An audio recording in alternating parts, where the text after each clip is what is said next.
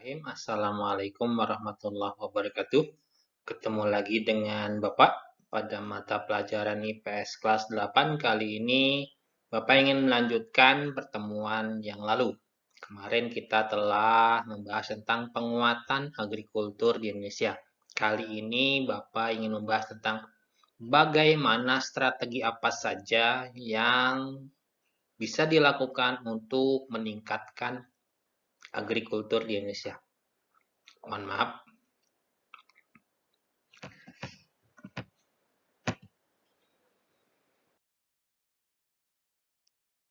Pada pertemuan yang lalu telah Bapak sampaikan tentang strategi pengembangan agrikultur di Indonesia.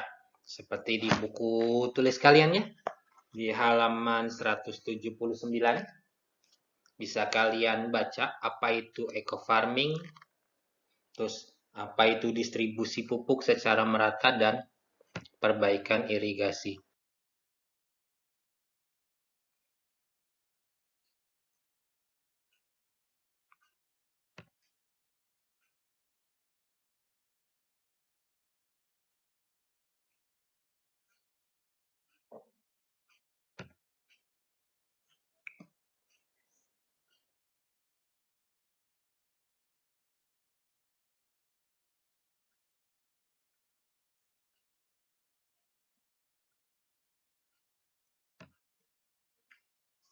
Selain ketiga hal tadi, masih banyak strategi-strategi yang bisa dikembangkan untuk meningkatkan agrikultur. Misalnya di sini ada Bapak sudah sandingkan gambar pabrik ya, itu pabrik beras. Ya Bapak nggak tahu sebenarnya ini pabrik beras atau pabrik gula, tapi mungkin Bapak anggap saja sebagai pabrik beras. Ya, kalau pabrik beras ini terletak di daerah persawahan, berarti ini dapat meningkatkan agrikultur di Indonesia. Kenapa demikian? Karena akan mengurangi biaya yang dikeluarkan untuk memindahkan padi atau beras dari petani kepada pabrik. Karena petani pun belum tentu langsung menjual berasnya ke konsumen, melainkan ke pabrik dulu agar dikemas, sehingga nanti bisa disalurkan kepada konsumen. Kemudian strategi berikutnya adalah pembangunan jalan-jalan di pedesaan. Tapi insya Allah kalau kita kemana-mana sekarang insya Allah jalanan di pedesaan terutama di Pulau Jawa sudah bagus ya. Minimal sudah di sirtu. Udah jarang kita temukan jalanan masih tanah kecuali di pelosok banget.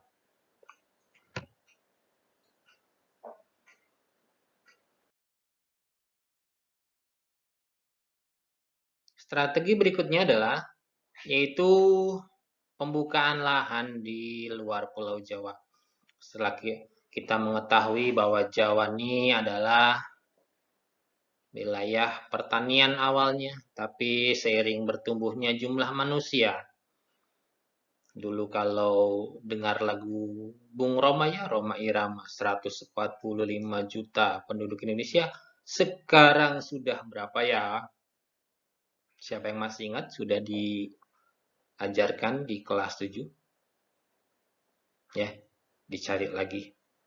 Bertambahnya penduduk membutuhkan lahan, karena manusia ini kan membutuhkan rumah. Jadi dibutuhkan lahan untuk membangun rumah ya, yang tadinya persawahan, perkebunan, diubah jadi rumah.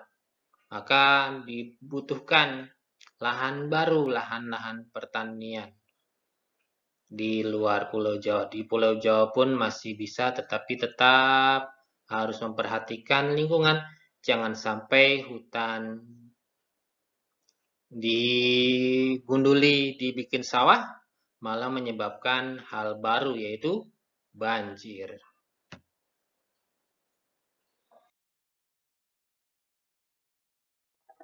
Strategi berikutnya adalah strategi penyuluhan.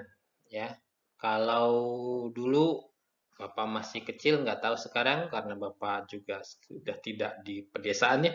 Dulu ada program Panca Usaha Tani dan juga program Sabta Usaha Tani. Program berikutnya adalah intensifikasi, diversifikasi, dan rehabilitasi pertanian. Nanti tugas untuk kalian ya, apa yang dimaksud dengan intensifikasi, diversifikasi, rehabilitasi pertanian.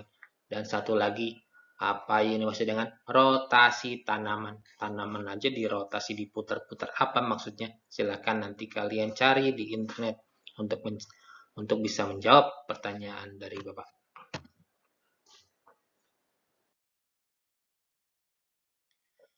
Program-program berikutnya yang merupakan strategi, yaitu pinjaman lunak dari pemerintah kepada petani. Maksudnya pinjaman lunak ini adalah bunganya kecil ya, kemudian juga mudah didapat, tidak terlalu sulit dalam persyaratan ya. Itu merupakan program-program untuk meningkatkan agrikultur di Indonesia. Kemudian juga pemerintah mengadakan subsidi pupuk dan benih. Karena pupuk dan benih ini adalah hal yang paling dibutuhkan oleh petani. Tanpa dua hal ini susah untuk meningkatkan pertanian. Maka dengan harga pupuk yang tinggi akan menyebabkan petani juga kebingungan. Maka perlu ada bantuan dari pemerintah berupa subsidi atau subsidi itu pemberian bantuan belanja ya. Kalian masih suka disubsidi kan? Disubsidi oleh orang tua kalian untuk jajan sehari-hari. Kemudian yang ketiga di sini pembelian hasil pertanian dengan harga yang wajar ya.